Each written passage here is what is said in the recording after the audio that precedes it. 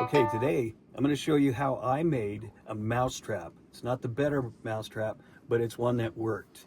A couple of days ago we found a mouse in the FJ, and I went online, found this way to make a mousetrap, and this is how I made one.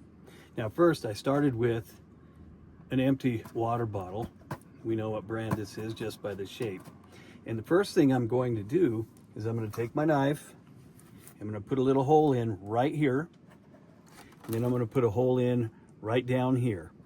And what that's for is to be able to get my scissors in there, and I'm going to cut around the top, all the way around, as close up here as I can get to take that off. Then I'm going to put my scissors down here in that hole, and I'm going to cut all the way along this edge on the top to make it look like this.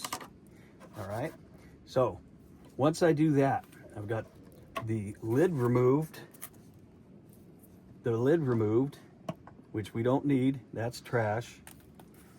And then once I've made this cut, I have a piece left over. So I take that and I start making these cuts, and I'll make these little triangles, and then I bend them up and I bend them up as I cut them all the way around. And you can see I've got these all bent up. This one might have to go a little more, so they stick out toward the inside edge, toward the outside. So what I do is, after I've done this, I take and I invert this in the very top. Once I have that, you'll see how that looks. And you saw the before and after pictures that I have. I'm going to show those to you again at the very end. The next step, excuse the noise, is to get some duct tape. And I start setting the duct tape around the outer edge like this. And this duct tape's a fun one to tear. It's very soft, but it'll work. And I'm going to just start working it around. It doesn't have to be pretty, it just has to hold it. All right, and see how I'm working my way around.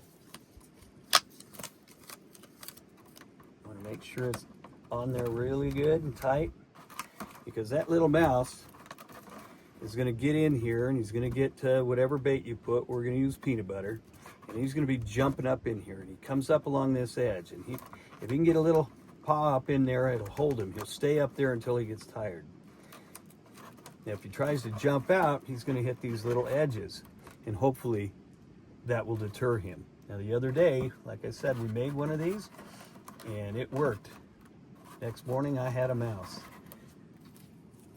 Now I'm going to keep working around, keep putting the duct tape on, and what you're trying to do is keep it down tight onto the bottom part, and you want to just work yourself around here and get everything on there as tight as possible so that he can't get his little head in there and try to worm his way out. They seem to work. The one the other day worked pretty good. But we're going to build one for you guys right now.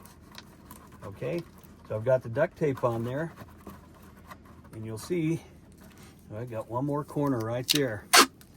They're strong little guys. You want to make sure you have it pinched down and nice and tight, glued down, and there you have it. This is the mousetrap, and what I use to make it: duct tape, a knife, and scissors, and that's out of a water jug.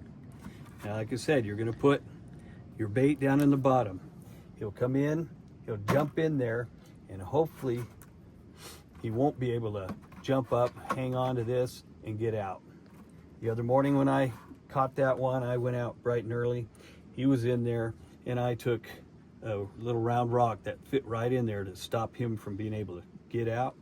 And we took him out, and he's out in nature. All right, and that's it. That's my simple little boondocking mousetrap.